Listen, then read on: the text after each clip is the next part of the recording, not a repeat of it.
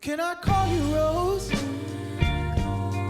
'Cause you're sweet like a flower in bloom.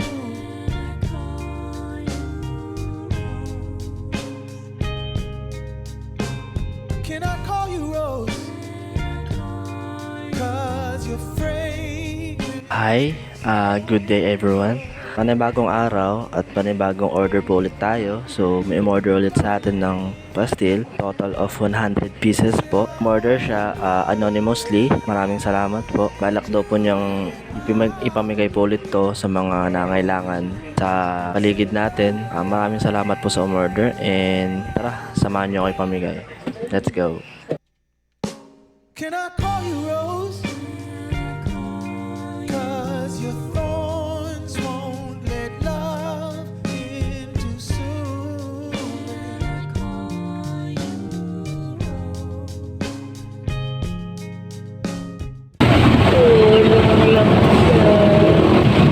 Pagkain po, pastil. Ulam kanin po yun, ma'am.